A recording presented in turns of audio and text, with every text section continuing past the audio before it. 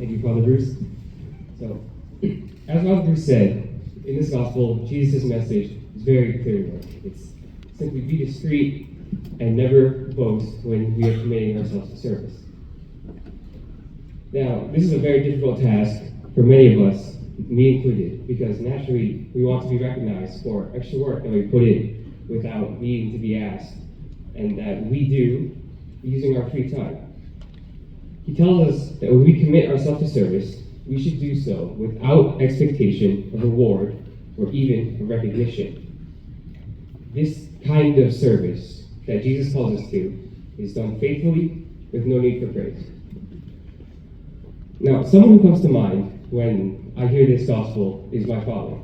He was never the kind of person who asked for praise, but he was always there whenever anyone needed it.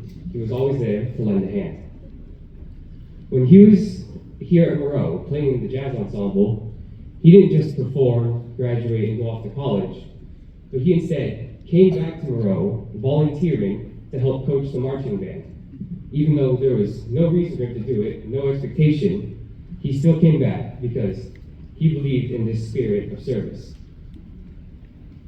He brought this same ideas to the Knights of Columbus, where he faithfully dedicated himself to both our church and our community.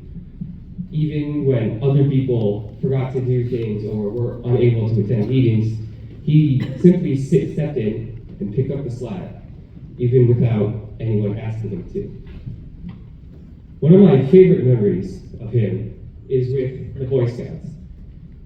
Every year, we conduct a food drive called Scouting for Food, where our scouts are tasked with going around the neighborhood and collecting canned foods for donations to a local food bank.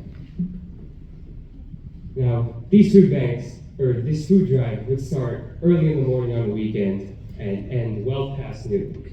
So naturally, everybody, especially me, was very just exhausted and just wanted to go home after this.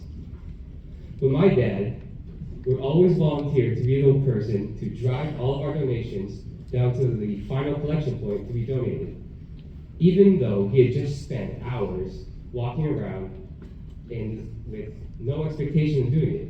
He just did it, just as Jesus has told us to.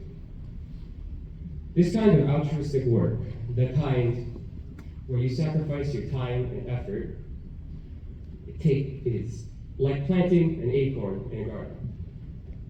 It takes lots of work. You need to find a good spot to plant the acorn so it gets enough sun.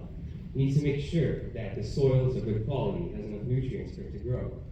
You need to spend every day watering that seed.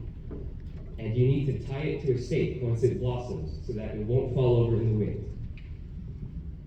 You know that one day it will turn into something great, a beautiful tree, but you also know that you might not get to see just how tall that tree can grow. My dad didn't always get to see the results of his labor. He didn't get to see the results of the musicians that he coached. He didn't get to see how they grew as musicians and as people.